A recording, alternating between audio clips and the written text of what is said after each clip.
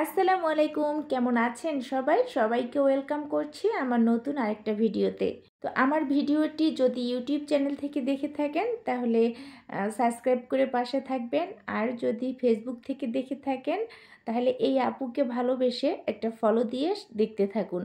আর অবশ্যই ভিডিওটি শেষ পর্যন্ত থাকবেন, আশা রাখছি অনেক ভালো লাগবে। তৈরি করছি পাউরুটির মালাই স্যান্ডউইচ। এটা খেতে অসম্ভব মজার হয়ে থাকে।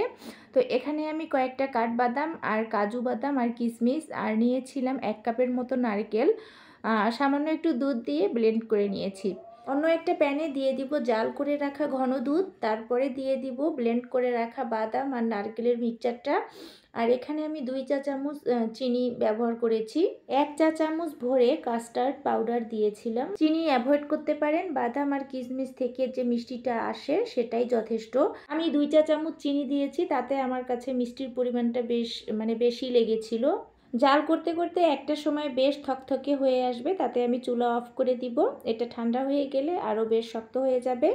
এখন তাওয়ার মধ্যে দিয়ে দিব 1 চা চামচ রান্নার তেল, আর তেলটা একটু ছড়িয়ে দিব।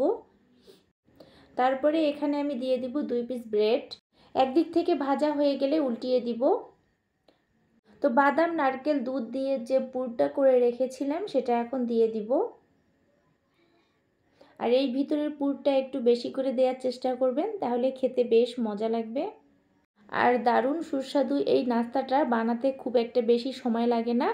আর আমি যে পুরের মধ্যে দুধটা ব্যবহার করেছিলাম সেই দুধটা 500 গ্রাম দুধ জাল করে 250 গ্রাম করেছিলাম।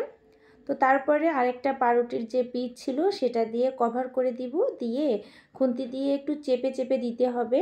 তো চেপে চেপে বসিয়ে দিলে এটা খুলে যাওয়ার সম্ভাবনা খুব কম থাকে। তারপরে 2 দিক থেকে খুব ভালোভাবে ভেজে নিতে হবে যাতে মুচমুচে হয়ে যায়। তো এখন স্যান্ডউইচ শেপে কেটে নিব। তো দেখতে পাচ্ছেন, তো সবগুলো ব্রেড এভাবে কেটে নিব। কেটে নেওয়ার পর এই ব্রেডটা এভাবেও খেতে পারেন, এভাবে খেতেও বেশ ভালো লাগবে, বেশ মজার হবে খেতে। এখন আমি এখানে উপর থেকে কিছুটা দুধ দিয়ে দিব। নর্মাল লিকুইড দুধ হলেই চলবে।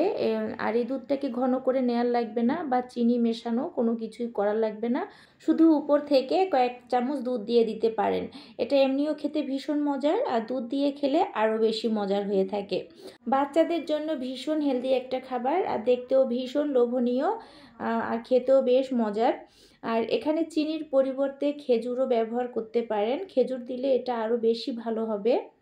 মুচমুচে করে ভেজে নেওয়ার কারণে উপর থেকে দুধ দিয়েছি, তারপরে দেখতে পাচ্ছেন এটা একেবারে ক্যাতক্যাতে হয়ে যায়নি, কিন্তু অনেক সফট, দেখতেই পাচ্ছেন এটা খেতে অনেক মজার। তো আজকে এখানেই শেষ করছি, কথা হবে আবার অন্য কোনো ভিডিওর সাথে। ততক্ষণ পর্যন্ত সবাই ভালো থাকুন, সুস্থ থাকুন।